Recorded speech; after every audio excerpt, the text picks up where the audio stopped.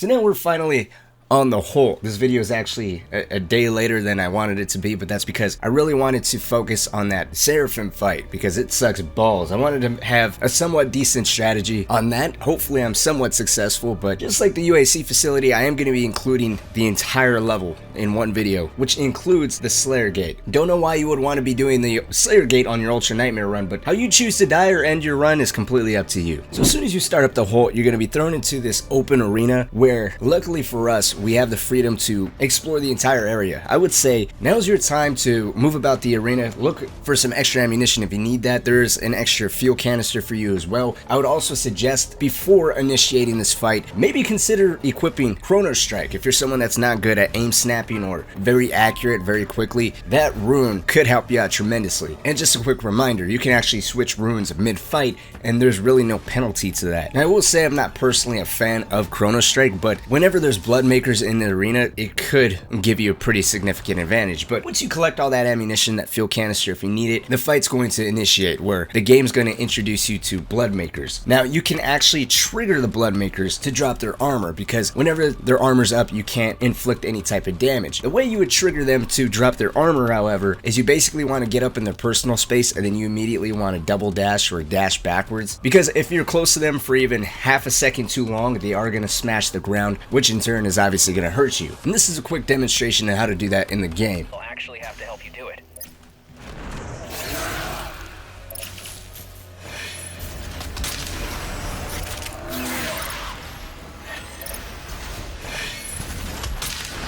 And once those two blood makers are killed, you then just have to clear out all the maker drones and all the remaining fodder demon, and then you can progress forward. In the next area, there's going to be an arachnotron that spawns immediately on your right, and sometimes if you get too close towards the center, some fodder demon will attack you as well, but the main cause of concern is the arachnotron. And then once the arachnotron's killed, as you progress forward, a dread knight is going to spawn and a bunch of fodder demon. Dread knight's easy, just lock on mod, glory kill, and that's it. You gotta get across some platforming, and now is what I would consider to be one of the harder fights of the level. The level is actually incredibly short once you break it down. Once you get across that platforming, you're gonna come across this arena where you gotta deal with a bunch of fodder demons, some maker drones, and a blood angel. And when the blood angel's killed, two cyber mancubi and a hell knight is gonna spawn. One of those three is gonna become possessed, and after running through the level on Nightmare a couple times, it really seems like a toss-up. Sometimes that cyber mancubus that spawns up top is gonna become possessed. Other times I got the Hell Knight to become possessed. Ideally, I personally prefer when the Hell Knight is possessed because then I like to separate it from the Cyber Mancubus that's up top. I like to bring it kind of down towards the bottom where we first entered the arena, take it out very quickly with the lock-on mod, and then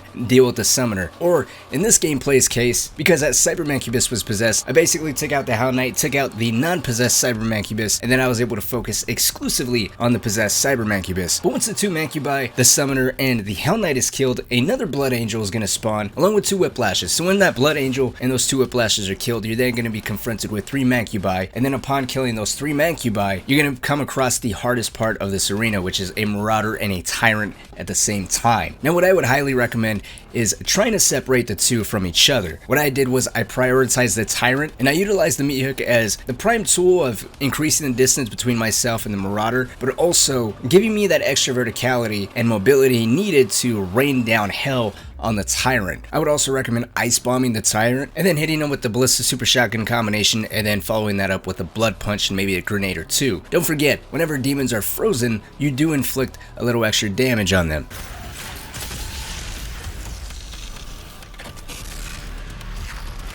Once that Tyrant is finally taken care of, you then can prioritize the Marauder. Of course, there's going to be a bunch of fodder demon in the arena, but your main concern is the Marauder. What I like to do whenever it's just me and the Marauder is basically use this side walkway and then drop down, hit the jump pads that are on the lower levels, throw myself back up, and then basically just walk back and forth on this little side alleyway. I mean, really, this is just you and a Marauder fighting a giant arena with some portals and a bunch of jump pads, some monkey bars you can take advantage of. There's health packs in this arena as well. Just take your time, don't rush it. Once the Marauder is killed and you cleared out all the fodder demon, you're then going to progress forward. Careful, there is a tentacle that is going to pop up right as you're walking down this little alley here. I do also want to point out, if you don't want to fight anything here, you can meat hook the mancubus that's at the top and completely just skip this entire fight. You can actually do it in the next area as well. You can keep going forward, and then as the arachnotron that's typically possessed is going to spawn in, you can hit the monkey bar, turn around, and just keep going forward. You don't have to fight anything here if you really don't want to. But I'm going to backtrack a little bit, because if you're going for the Slayer Gate on your Ultra Nightmare run, you're going to want to clear this area out. So you're going to get past that initial tentacle, then you're going to be confronted with some fodder demon like normal, 2 carcasses, and a mancubus. And watch out, there is another tentacle at the base of where that mancubus jumps down from. But you're going to clear these demons out, then you're going to progress forward, where you're then going to come across some imps and 2 arachnotrons. One of the 2 arachnotrons are going to be possessed. That's 9 out of 10 times. Weirdly enough, in this gameplay, one of the imps became possessed. I don't know what caused that to happen. Maybe because the arachnotron that's normally possessed for me was actually empowered, so maybe that's what determined that imp to become possessed instead. So what I ended up doing was just taking out the 2 arachnotrons and keeping the possessed imp alive for last, so that way I could take the summoner out without really being bothered. Now that that's done, the Slayer Gate is right here, so what we're going to do is now make our way over to the Slayer Gate key. So we're going to backtrack a little bit, basically head back the way we came. We're going to climb up these cliffs, and instead of going left where we came from, we're going to go right, going more towards the higher ground. There's some sentinel armor here as well. If you need it, go ahead and pick it up, and then now you're just basically going to dash across on these elevated platforms. Now that you got your key, we're going to backtrack and come over to the Slayer Gate. The Slayer Gate is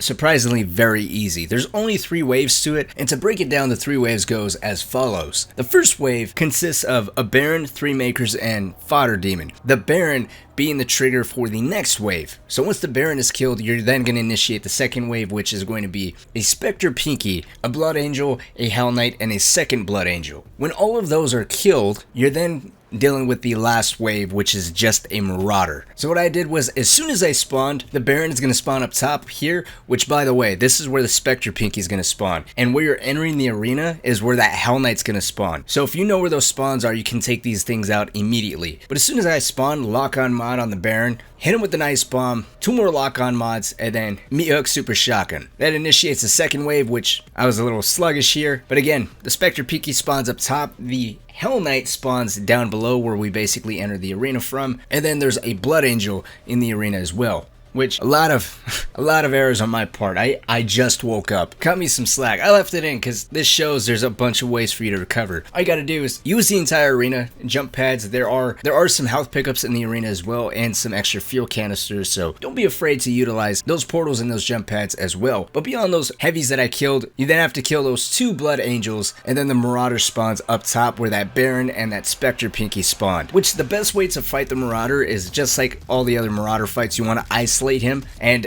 I found the easiest way to do so is to get him to the very bottom here and then circle around this pillar. You might get fired at from the higher levels, you know, from the drones and the gargoyles and everything else that are trying to focus on you. So what I would recommend is try to have your back up against the wall and not be so much in the open. But once that Marauder's killed, you just got to clear out all the remaining fodder demon, and that's it. It's a pretty straightforward fight, and this is what I felt like was the easiest way to complete it. Once the Slayer Gate is done and over with, you're then going to pop back out here. You're going to knock down this little tree, and that's going to trigger 2 Cackle Demons to spawn. You're going to keep moving forward, you're going to knock down Warmer Tree, and then a Mancubus is going to spawn. Now, you can fight the Mancubus, you can progress forward, completely up to you. But the main thing I want to show you here is once you get past that Mancubus and the 2 shielded soldiers that's going to be directly in front of you, there's now going to be a cue ball ahead of you and a turret. Now, you can bypass this entire fight as well. What you're going to want to do is meat hook that cue ball, jump up, you're going to land right next to the turret, and then you're just going to keep moving forward. Now, the turret is going to fire at you, and all their demons are going to fire at you as well. And just so you know, if you mess up here and you fall, you're going to trigger that Arachnotron and the Dread Knight to spawn. So try not to fall, because you don't want to be fighting all these things while you're basically in the center of the fight. But you're just going to keep progressing forward. There's going to be some platforming you got to get by. Once you do so, you're going to come across the next, it's not even a big arena. It's basically 2 shielded soldiers, 2 spectral whiplashes, and then when they're killed, a crowd of imps, and then when the crowd of imps are killed, it's going to be 2 dread knights and a carcass. And at this point in time, I shouldn't really tell you how to kill any of those things. I mean, lock-on mod does wonders for dread knights. If you ice bomb the spectral whiplashes, you can lock-on mod those as well. When those crowd of imps come at you, just hit them with the flame belch with a grenade and you get a giant pool of armor. I mean, this is really nothing. In the next arena, it's basically a 2-stage fight. The first stage, the floor is going to become electrified, so you're going to want to stand on those platforms where there's a bunch of resources that you can pick up from plasma ammo, shotgun shells, armor. And during the stage, you got to take care of 3 cackle demons and a pain elemental. When those 3 cackles are killed and the pain elemental is killed, then the next wave is up to you to initiate. I would suggest maybe taking this opportunity to survey the environment, see where health, armor, ammo is located. Also be aware the entire arena becomes electrified minus the floor. But once this fight initiates,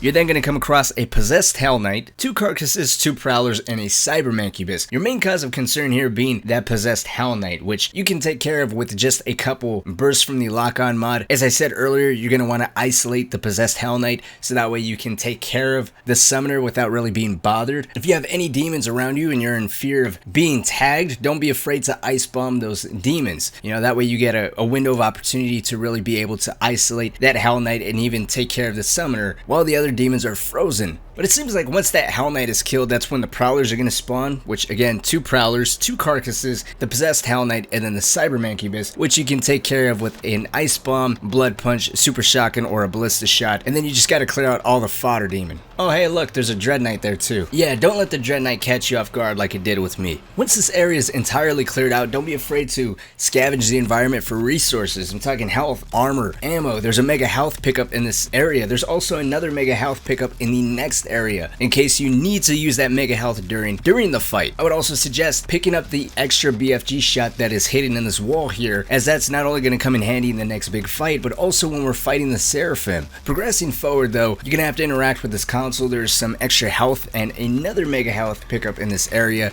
Grab those if you need them, and then you're going to progress forward. Now at this fork in the road, you're going to be presented with the option to go left or go right. It's the same arena, but I prefer going left because as soon as you walk through that door, there's going to be a mancubus that drops down directly ahead of you, which I like to immediately prioritize. Now this fight can be broken down as follows. At the very start, you got to deal with 4 mancubi, 3 spectral whiplashes, makers, and fodder. And I believe, if I remember this correctly, the entire fight is fed. So it's not wave based. It's not where you got to clear out all the heavies for the next wave to initiate.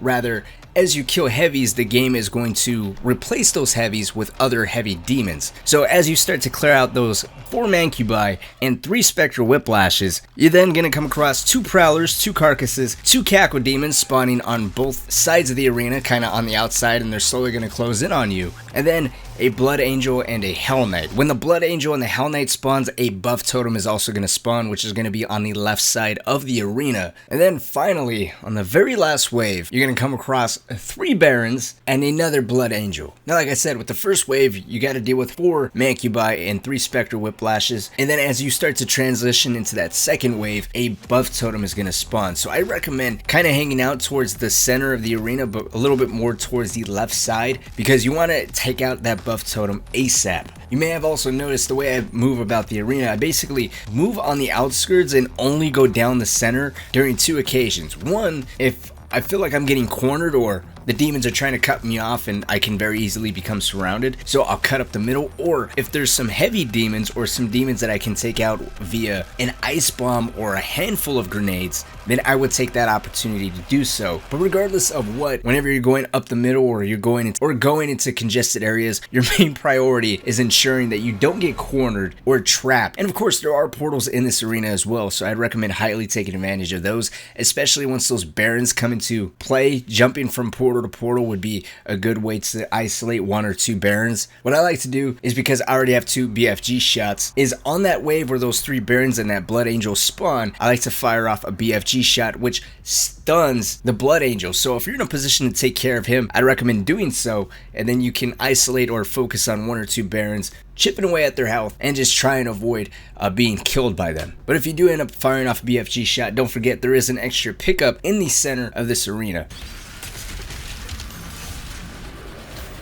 But once that final wave is taken care of, all those 3 barons are killed, the Blood Angel and all the fodder demons are killed, you're then going to progress to the next fight, where initially it's going to be 2 tyrants. One of these tyrants is possessed, and then throughout the course of the fight, you're going to have to deal with a Blood Angel, a Hell Knight, a Doom Hunter, and a Carcass. And what I found to be the easiest way to deal with this is to prioritize the tyrant that's not possessed, and then when that tyrant is killed, taking care of the Carcass that's right next to me, and then keeping an eye out for when that Doom Hunter spawns, which is straight across on the walkway. Once the Doom Hunter spawns, I fire off a BFG shot, which should kill that other Carcass, which spawns next to the Doom Hunter. While that BFG shot is flying in the air, I go over and prioritize the Doom Hunter, which, in case you guys didn't know, 2 blood punches gets rid of his craft, and then you can just super shotgun ballista combo him and get rid of him fairly quickly. Now in this particular gameplay, as soon as I get rid of that Doom Hunter, the Blood Angel and the Hell Knight's already on my ass, so I get rid of the Hell Knight with the lock-on mod, and then I double back the other way to kind of give myself some more space between the possessed tyrant and the Blood Angel. And then the next 30 seconds or so, I basically try to look for the prime opportunity to get rid of the Blood Angel, so that way it's just me and that tyrant, and then I basically just use these 2 pillars as cover from the tyrant's attacks, which is pretty straightforward once that Blood Angel and all the other demons are taken care of.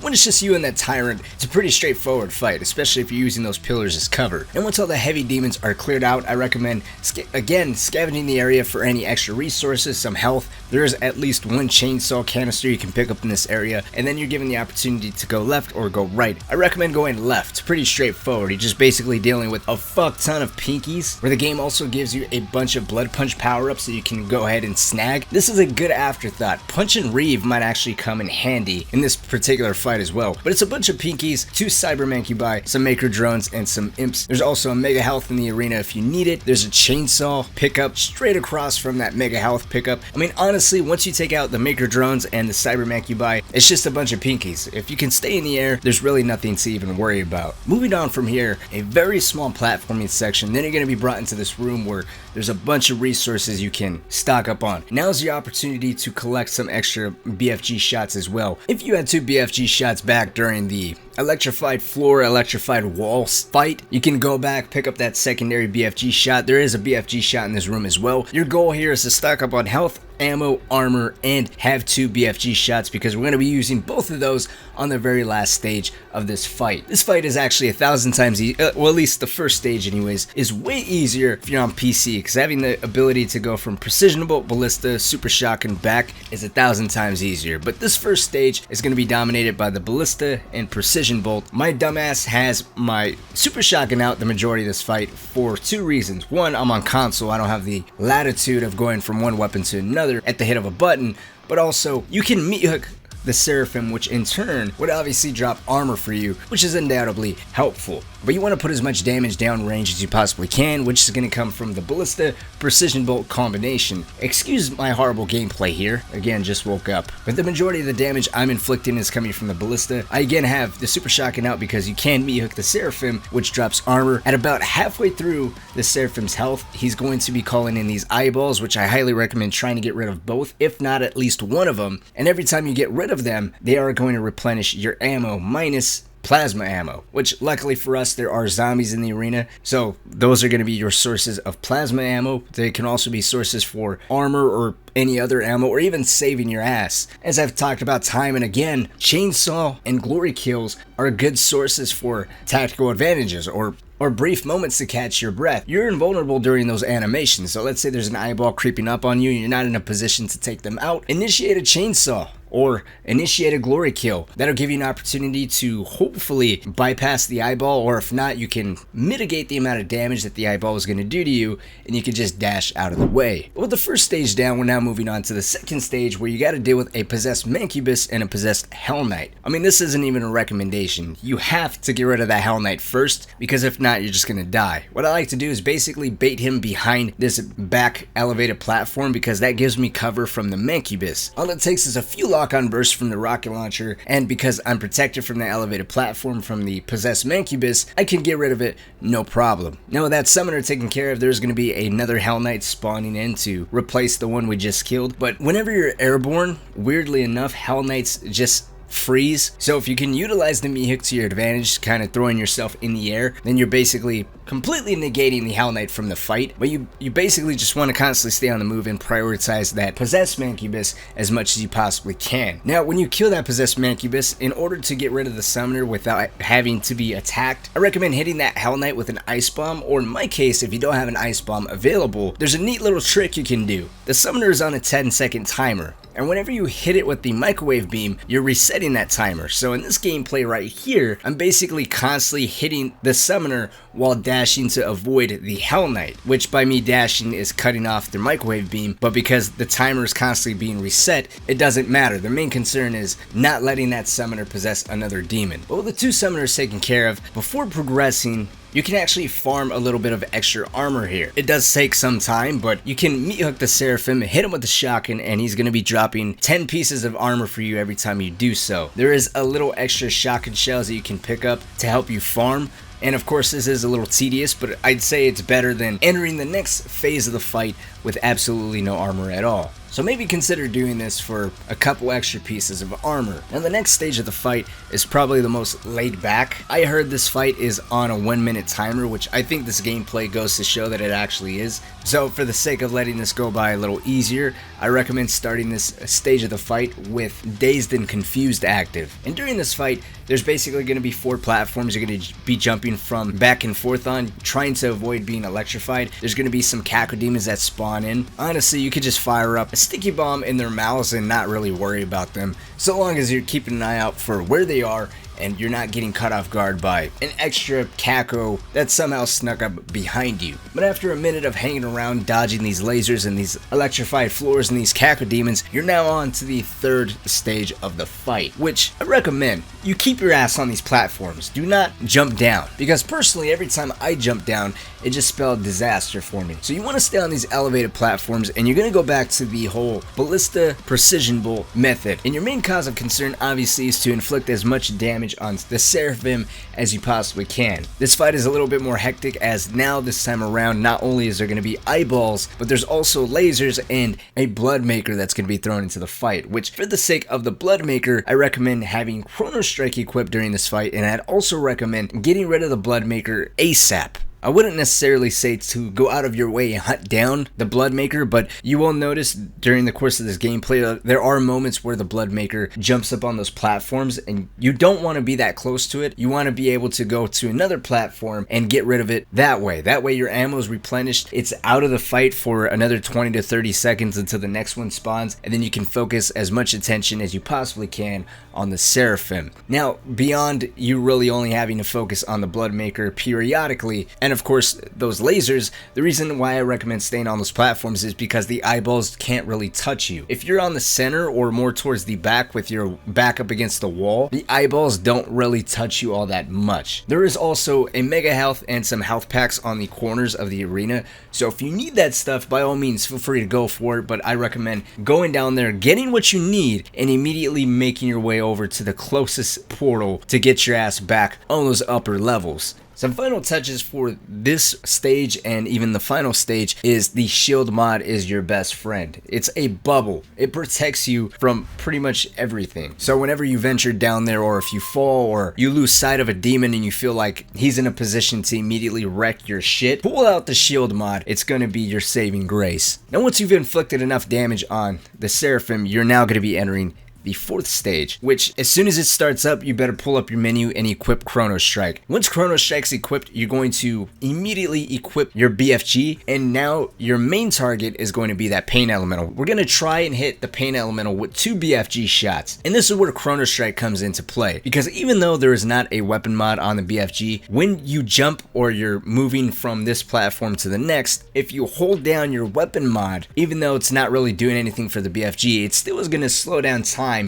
giving you a better feel for where the Pain Elemental is going to be, since the possessed Pain Elemental has the most sporadic movement I've ever seen. So in this clip, I hit the possessed Pain Elemental twice with the BFG shot, finish him off with the chain gun, and then I get rid of the summoner. From here, I completely get rid of Chrono Strike, because now the way to get rid of the Dread Knight is with the lock-on mod, and with my movement, Chrono Strike is just gonna mess me up by constantly going in slow motion while trying to get rid of that Dread Knight. So I hit the Dread Knight a couple times with the lock-on mod from the rocket launcher, and then a smart move would have most likely been to hit the Pain Elemental with an Ice Bomb, but because I was already panicking, I just went for the full-on Microwave Beam, and luckily for me, it ended up paying off. Now, I do want to say, whenever I do these guides, I'm solid on the strategies that I'm providing. For the Seraphim fight, I'm still not 100% there. That's what's worked out for me in the best case scenario. I'm going to do a little bit more testing. Hopefully I can find out a better strategy that works out for everyone, regardless of what platform you're playing on. So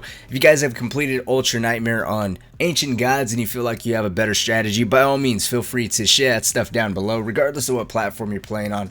I will pin the most helpful comment, and hopefully within the next couple days I will come out with a better strategy, or if not, if I don't, I'll definitely link someone who has bested me down in the description. But there you guys have it. That is how you beat the Holt on UltraNightmare. Let me know what you guys think down in the comment section below. I'm probably going to be doing a video on which one's harder, the Ancient Gods DLC or the entire game of Doom Eternal and UltraNightmare. So if you guys want to share your opinion on that as well, by all means feel free to share all that down in the comment section. But like always guys, my name is Cynic. Thank you all so much for watching. But until next time, I'll see y'all later.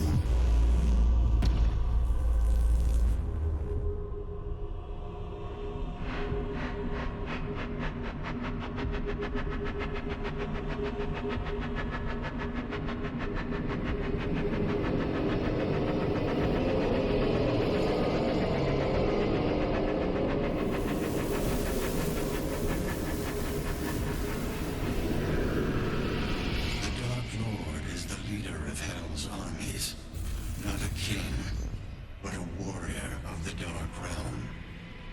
The fiercest among them, as only the strongest could rule the demons.